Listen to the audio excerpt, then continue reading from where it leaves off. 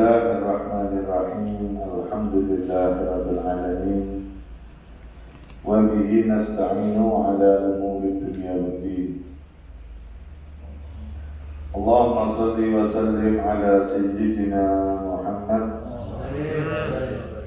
Biftahil babi rahmatillah adada ma fi ilmillah. Salatan wa salaman daimaini bidawami mulkillah wa ala alihi wa sahbihi wa man walah. La hawla wa la quwwata illa billah. Amma ba'd. An Abi Dzar Al-Ghifari radhiyallahu anhu anin Nabi sallallahu alaihi wasallam fima yarwihi an Rabbih azza wa jalla annahu qala ila man qala ya ibadi innama hiya a'malukum uhsiha lakum thumma uwaffikum iyyaha faman wajada khairan falyahmadillah wa man wajada ghaira dhalika fala yalumanna illa nafsahu. Rawahu Muslim. Sebuah hadis yang diriwayatkan sahabat Abi Dzar Al-Ghifari dari Nabi Muhammad SAW, yang mana beliau langsung mendapatkan dari Allah Subhanahu wa Ta'ala.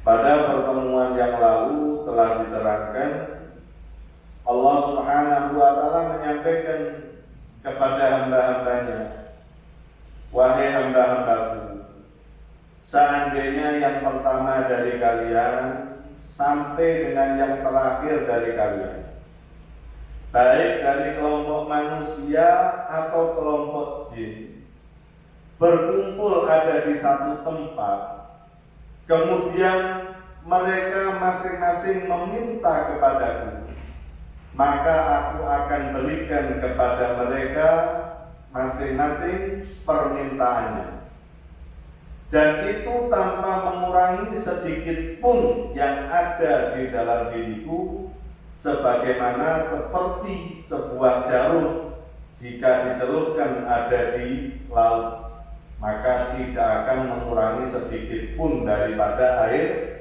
laut. Kemudian dilanjutkan, ya ibadi, wahai hamba-hambaku, innama hiya a'malukum,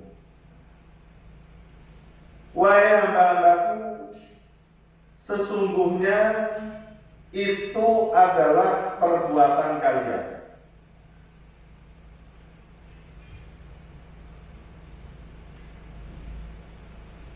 Innama hiya a'malukum, ay al-a'malis salihah wal qabihah. Apa yang telah kalian lakukan, apa yang telah kalian kerjakan, baik daripada kebaikan atau kejelekan, itu adalah perbuatan kalian yang telah aku tulis dan aku catat. Semua apa yang telah dilakukan tertulis. Semua apa yang dilakukan tercatat. Tidak ada sedikit pun yang terlewat. Gak ada sedikit pun yang terlewat. Faman ya'mal mithqala dzarratin khairan yarah wa man ya'mal mithqala dzarratin syarran yarah. Siapapun yang berbuat kebaikan walaupun sekecil biji atom, sekecil biji atom, pasti dia akan mendapatkannya, tidak akan terlewat. Begitu juga siapa yang melakukan kejelekan walaupun sekecil biji atom, juga akan kelihatan, akan nampak. Setelah amal yang dilakukan itu, perbuatan yang dilakukan tertulis, tercatat. Untuk apa? Tsumma uwaffikum iyyaha. Ai tsumma u'tikum jazaaha wafiyan taman khairan kana au syarran. Kemudian aku akan berikan dengan balasan yang sempurna. Aku akan balas semuanya tersebut dengan balasan yang sempurna. Apakah itu kebaikan ataupun juga kejelekan.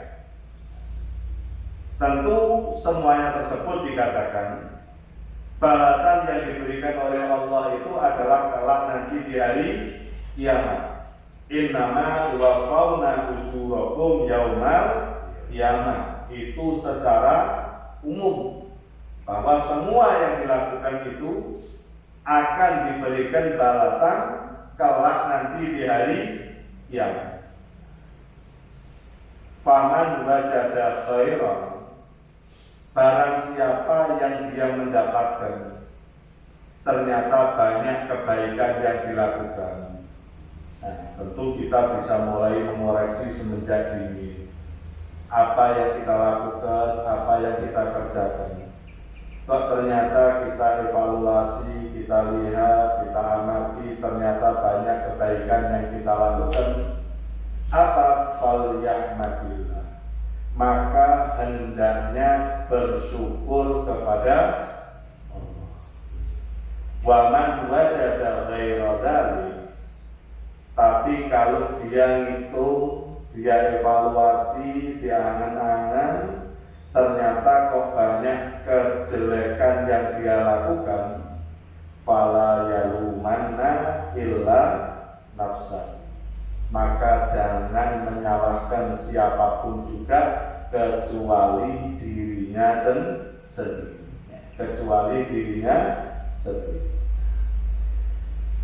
Jadi apa saja yang kita lakukan itu tertulis, tercatat, gak ada sedikit pun yang terlewat. Ma yalfidhu min qaulin illa ladaihi raqibun atid. Ucapan saja yang keluar daripada lisan kita itu ada malaikat raqib dan atid yang selalu mencatat, yang selalu menulis. Dan semuanya itu akan diberikan balasan oleh Allah Subhanahu wa ta'ala. Itu kalau secara umumnya.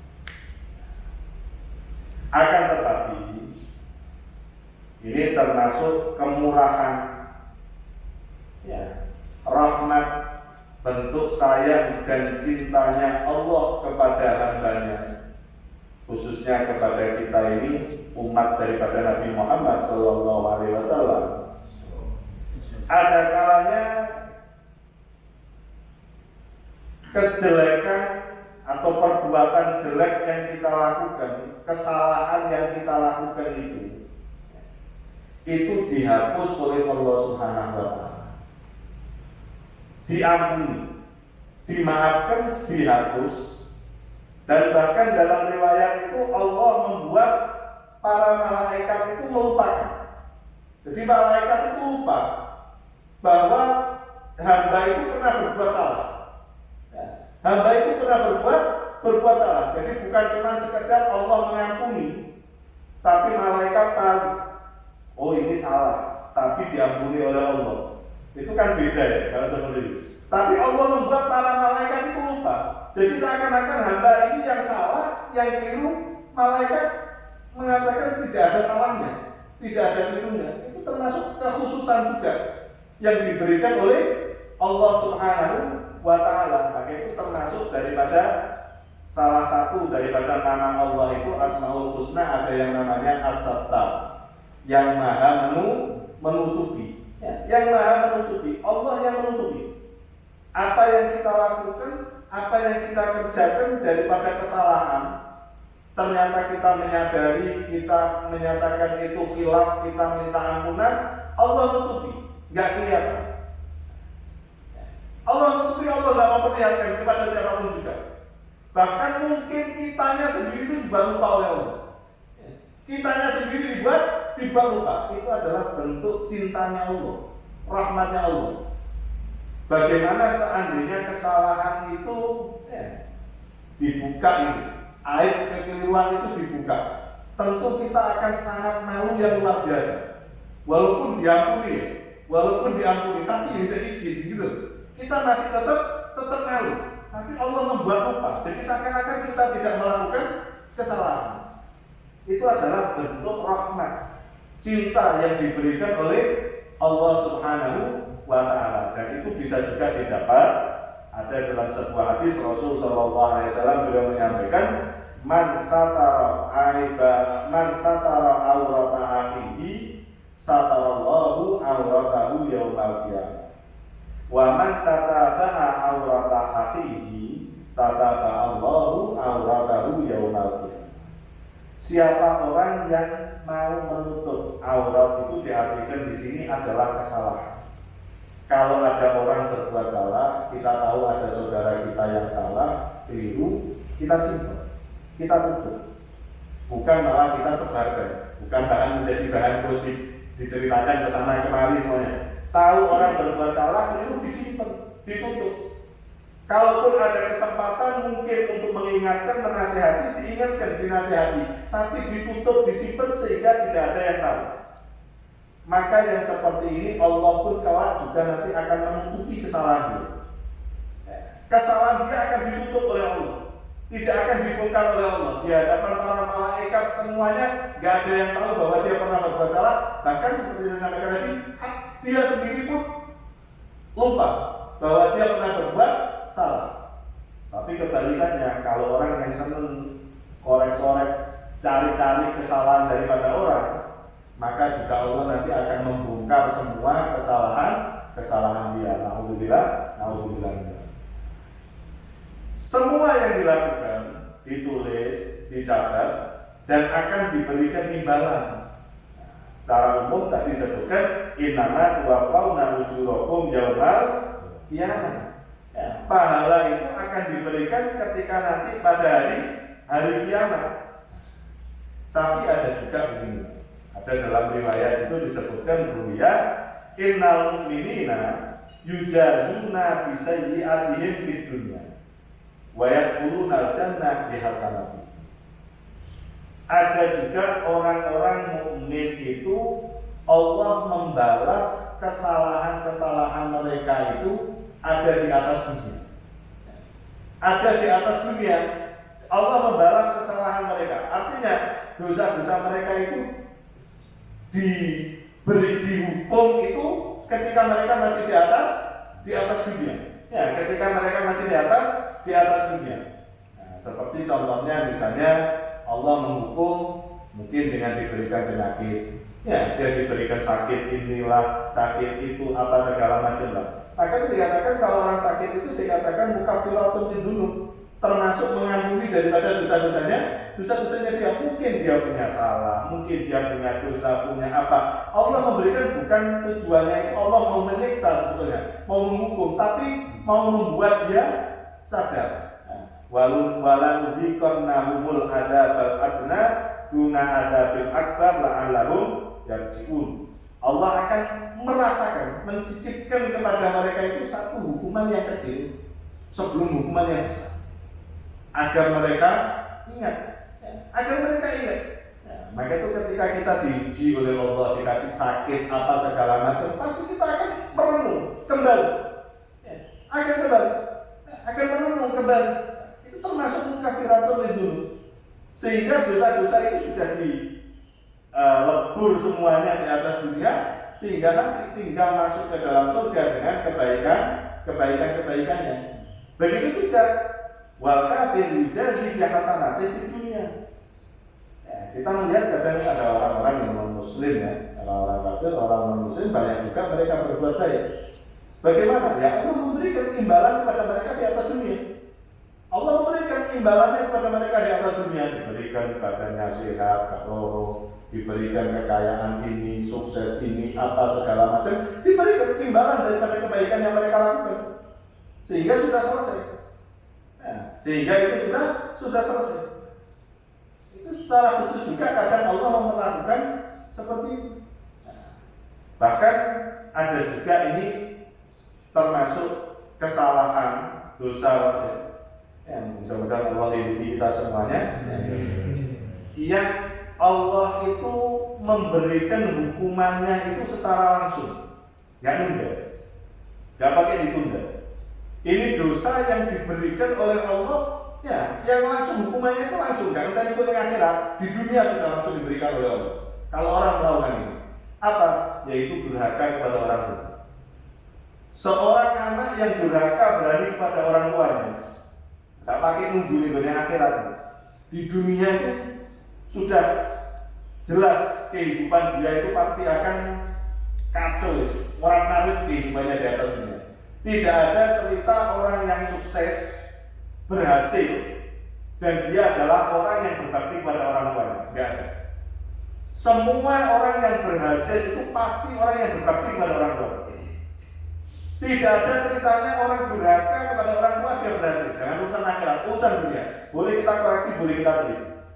Mereka-mereka yang diberikan keberhasilan, kesuksesan dalam urusan dunianya, kita lihat pasti dia punya bagian di dalam ketaatan kepada orang tuanya. Mesti anak ini nurut dengan orang tua, taat dengan orang tuanya, patuh dengan orang tuanya. Nah, itu hukuman yang oleh Allah Subhanahu Wa Taala segerakan. Gak pakai nunggu nanti negara apa? Di akhirat, di dunia.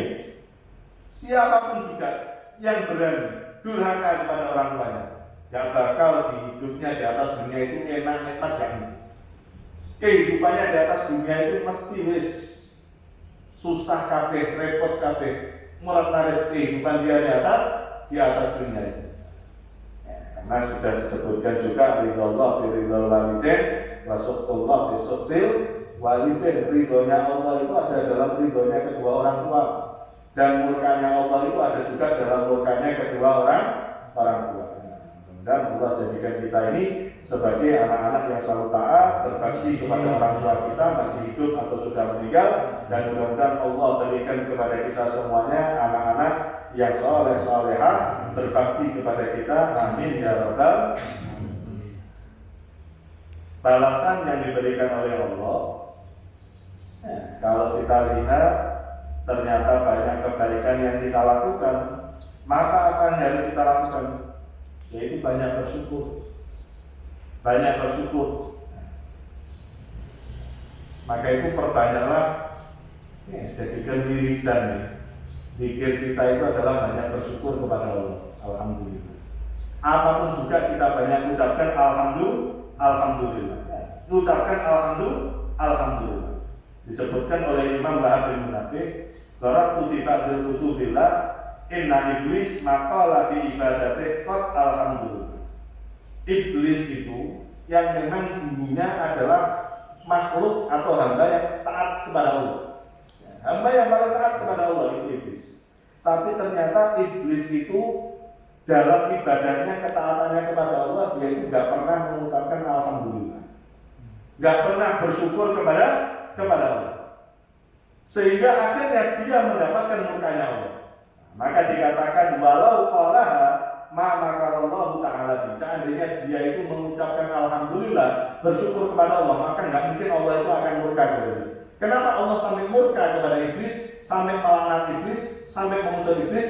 Karena dia tidak pernah bersyukur kepada Allah. Maka perbanyaklah syukur kepada Allah Subhanahu Wa Taala. Siapa orang yang selalu bersyukur kepada Allah, orang yang bersyukur kepada Allah, maka itu akan menetapkan nikmat yang dia terima dari Allah Subhanahu Wa Taala, dan bahkan akan mendapatkan tambahan daripada nikmat tersebut. Jadi kalau orang itu banyak bersyukur kepada Allah, insya Allah aman daripada hilangnya nikmat. Nikmat itu akan melekat terus, akan terus bersama dengan dia, dan tidak akan ditarik, dicabut oleh Allah. Tapi kebalikannya, kalau orang yang tidak bersyukur kepada Allah, man lam yashkurin ni'am faqad ta'arrada li zawaliha. Orang yang tidak mau mensyukuri nikmat yang diberikan oleh Allah, berarti dia itu sudah seakan-akan bersiap untuk kehilangan nikmat tersebut. Dia sudah bersiap untuk kehilangan daripada nikmat tersebut. Maka bersyukurlah terus atas nikmat yang diberikan oleh Allah Subhanahu wa taala. Dalam hadis dikatakan man utiya fasyakar wa tuliya fasabar wa dzulima faghfar wa dzalama fastaghfar. Nabi mengatakan orang yang diberi kemudian syukur, diuji sabar, didolimi mengampuni, berbuat salah minta ampunan. Kemudian Nabi diam. Setelah mengatakan itu Nabi diam.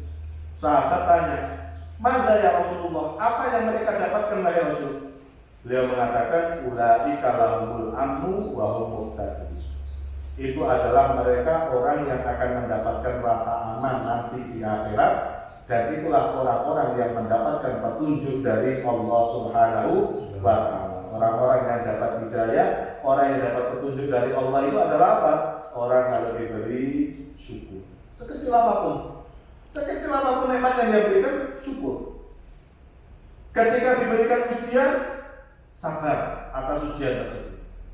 Ada orang nyalain dia, diampuni, dimaafkan.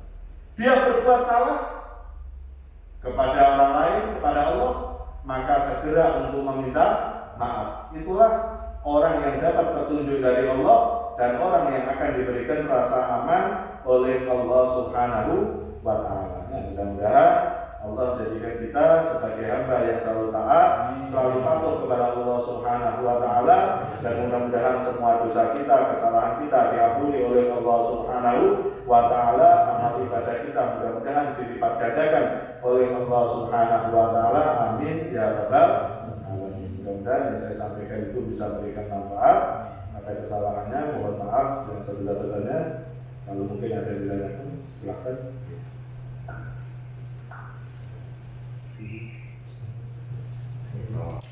Jadi kesempatan pertama. Kalau saya mungkin tadi sudah sedikit kelupaan ya. Ada juga kadang-kadang satu perbuatan yang kita itu merasa nggak pernah melakukan, tapi ternyata Allah memberikan imbalan. Ternyata ada dalam catatan ibadah kita.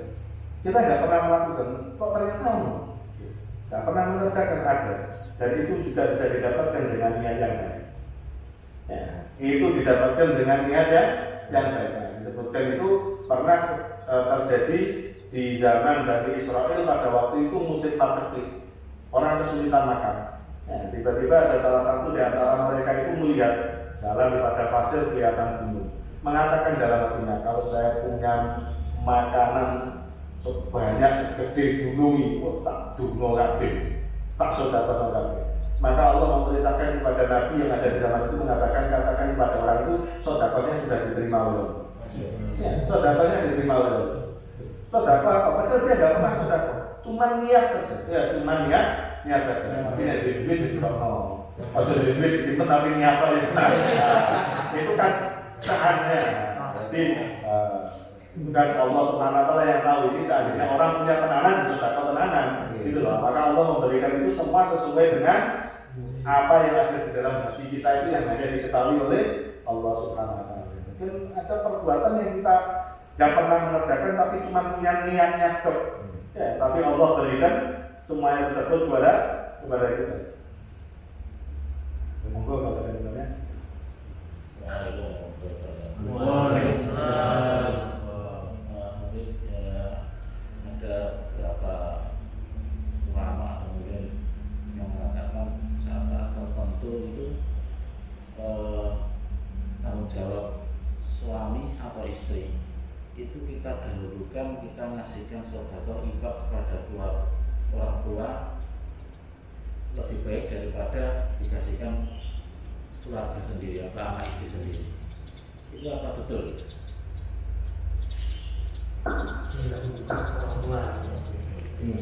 Mana baik? Jadi begini ya. Ini tentang masalah nafkah, pemberian nafkah.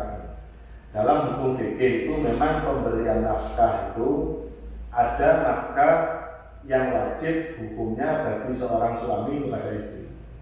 Nah, itu hukumnya adalah wajib. Selain itu juga ada nafkah yang wajib diberikan itu orang tua kepada anak, ya, atau anak kepada orang tua. Itu sudah merupakan satu kewajiban. Kalau suami kepada istri, ketika dia menikahi seorang perempuan, dia menjadikan itu sebagai istrinya, pendamping hidupnya, maka suami mempunyai kewajiban untuk memberikan nafkah kepada istri tersebut selama istri tadi itu patuh, mau nurut dan patuh kepada suami. Dia tidak melawan kepada suami, tidak menentang pada suami, maka suami punya kewajiban untuk memberikan nafkah kepada istrinya. Istri dan anak. Tidak, kepada istri ya, kepada istri. Kalau orang tua kepada anak, itu orang tua wajib memberikan nafkah kepada anak selama anak itu tidak punya dan juga tidak mampu untuk bekerja. Kalau anak itu tidak punya harta dan anak itu tidak punya kemampuan untuk bekerja, maka orang tua wajib memberikan nafkah kepada anak. Sampai kapan? Sampai balik. Kewajiban orang tua kepada anak itu sampai anak itu balik. Kalau anak itu sudah balik, sudah tidak ada kewajiban dari orang tua. Jadi kalau misalnya anak itu sudah balik, orang tua nggak ngasih nafkah, apakah orang tuanya dosa? Enggak. Cuma itu termasuk kebaikan daripada orang tua. Nggak ego, nggak mengeluh. Ya, dibiarkan mereka melanjutkan pendidikannya, sekolahnya, apa segala macam. Itu termasuk kebaikan daripada orang tua. Misalnya anak itu sudah balik, orang tuanya lepas, nggak mau ngasih, apakah dosa? Tidak. Karena sudah kewajiban dia untuk mencari nafkah sendiri. Begitu juga kalau anak kepada orang tua, itu anak kewajiban memberikan nafkah kalau orang tuanya nggak punya. Ya, kalau orang tuanya tidak punya. Walaupun orang tua masih mampu bekerja, bagaimana? Apakah dipaksa orang tua bekerja? Tidak. Ya, tidak dipaksa bekerja. Nah, maka itu sebaik-baik anak itu kalau bisa membuat orang tuanya pensiun dini. Ya, anak yang baik itu kalau bisa membuat orang tuanya pensiun dini. Wis anteng ning omah semua kebutuhan saya penuh. Saya berikan semuanya kebutuhan. Anak yang bisa membuat seperti itu adalah anak yang hebat. Tentang apakah orang tua dulu, terus kemudian istri dulu, memang kalau secara hukum fikih kepada istri terlebih dahulu, baru kemudian kepada orang tua, itu hukum fikihnya. Tapi kita kan nggak bisa langsung letter mengambil seperti begitu. Kalau kita punya niatan ya, berbuat baik pada istri dan juga kepada orang tua, maka insya Allah apa yang kita dapatkan itu bisa untuk mencukupi semuanya. Nah, kita jangan langsung ya kadang hukum fikih itu ya hukum fikih, tapi ya untuk penyelesaiannya, solusinya itu nggak bisa. Hukum ini kok nggak salah, jangan kita mengatakan seperti begitu. Ya, tapi adabnya itu juga lebih kita perhatikan. Ya, adabnya itu lebih diperhatikan juga. Ya, adabnya itu juga penting, lebih untuk diperhatikan juga. Nah, maka kalau kita dalam hukum fikihnya memang istri dulu kan, tapi kalau kita mau mengedepankan, lebih mendahulukan, memberikan kepada orang tua terlebih dahulu, dan kita menyampaikan, menyadarkan juga kepada istri kita, misalnya kita ajarkan kepada dia untuk lebih hormat kepada orang tua kita terlebih dahulu, maka itu akan lebih berkah. Ya, itu akan lebih berkah seperti begitu. Nah, apa yang terjadi kepada sahabat Alqamah yang kita sering dengar ceritanya Alqamah itu dikatakan durhaka kepada ibunya itu bukan bantah, bukan ngelawan, enggak. Cuman dia lebih mengutamakan istri daripada ibunya itu. Ya, lebih mengutamakan istrinya daripada ibunya. Istrinya dulu dipenuhi kabeh, ibunya kok gampang di nomor 2 kan. Nah, sehingga membuat ibu tadi sakit hati. Ya, membuat ibu sakit hati. Nah, bagaimana? Ini kalau kita bicara dalam kehidupan ya, kewajiban seorang suami itu bagaimana? Ya kita ngajari kepada istri kita bahwa orang tua dia itu adalah sama. Itu sama-sama orang tua kita. Harus lebih kita muliakan, harus lebih kita utamakan daripada diri kita sendiri.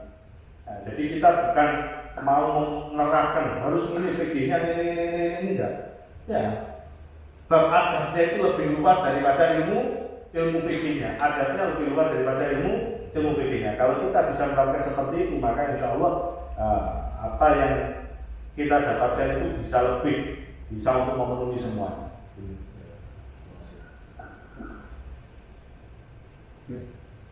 Iya. Nanti menarik dengan tadi yang kita selalu mengoreksi diri ya. Nah itu salah satunya bagaimana cara kita mengoreksi diri, kemudian bagaimana cara kita menemukan aku dimiliki api opolo. Nah ketika bagus oke, kita bersyukur ya, katanya syukur. Nah ketika kita menemukan oh ya ternyata hari ini amalanku kok terasa lebih kurang gitu. Jadi apa yang harus kita lakukan? Jadi begini, ada disebutkan dalam riwayat itu tafakur saat dan ibadah saat. Kita merenung sesaat itu lebih baik daripada ibadah setahun. Ya, kita diam merenung, mikir sebentar, sesaat itu kadang lebih baik daripada ibadah kita setahun. Maka bagaimana cari waktu yang kita kira kita itu kosong, waktu yang kira-kira kita itu senggang, pikiran tenang, fresh, apa segala macam untuk kita merenungkan, mengevaluasi diri kita sendiri, mengevaluasi. Contoh dalam kehidupan dunia kita saja itu, kita itu kalau mau melakukan evaluasi kabeh, yo ini beres kabeh, tenang kabeh. Tapi saya dulu evaluasi baru buat. Nah kan nggak mungkin. Kita akan melakukan evaluasi semuanya itu ketika kita sudah tenang, semuanya fresh, kabeh enak. Kan waktu kita itu yang fresh kapan, yang tenang kapan, untuk kita evaluasi. Sebetulnya kita bisa melakukan evaluasi. Punya waktu untuk evaluasi itu adalah satu kebaikan yang sudah sangat luar biasa. Itu satu kebaikan yang sangat luar biasa. Maka kalau kita mendapatkan kebaikan, kita syukur kepada Allah. Kalau ternyata bagaimana, ini akan membuat kita semangat. Kalau kurangi ini, berarti saya harus begini, saya harus tingkatkan. Pasti itu nanti secara otomatis akan muncul dalam diri kita untuk kita perbaiki, untuk lebih kita tingkatkan lagi. Maka itu kunci utamanya itu kita bisa punya waktu dulu. Punya waktu bisa untuk evaluasi. Kuliah itu waktu secara otomatis. Nanti yang lainnya itu bisa secara otomatis nanti, dengan sendirinya otomatis. Maka ketika punya waktu bisa untuk merenung, bisa evaluasi itu sudah luar biasa. Satu kebaikan yang luar biasa. Nanti bagaimana? Itu nanti akan otomatis jalan dengan apa? Jalan dengan sendirinya. Waktu diri itu nanti akan jalan dengan tentu yang akan membuat dia menjadi lebih semangat beribadah, lebih berhati-hati untuk tidak melakukan kesalahan. Mudah-mudahan Allah jadikan waktu kita itu berkah. Mudah-mudahan Allah berikan waktu kita itu menjadi berkah. Karena di akhir zaman ini banyak juga waktu itu yang berjalan tapi kok seakan-akan jalan koko. Ya, berjalan begitu cepat hari demi hari, minggu demi minggu, bulan demi bulan berjalan, tapi seakan-akan pekerjaan kadang bisa numpuk. Padahal berdina yang kerja, bisa numpuk, masih begini yang baik. Kehilangannya keberkahan. Mudah-mudahan Allah berikan keberkahan kepada kita dalam semuanya, dalam waktu-waktu kita. Amin ya rabbal alamin. Bismillahirrahmanirrahim. Alhamdulillahirrahmanirrahim. Allahumma nas'aluka ziyadatan fid din wa rahmatan fil umur, sihatan fil jasad, sya'atan fil rizq, taubatan qabla al-maut, syahadatan indal maut, mawdu'atan ba'dal maut, afwan indal hisab, amanan min adzab, nasiban min jannah, wa sunnan nadhar ila wajhikal karim. Wa sallallahu ala sayyidina Muhammad wa ala alihi wasallam. Alhamdulillahirabbil alamin. Al-Fatihah.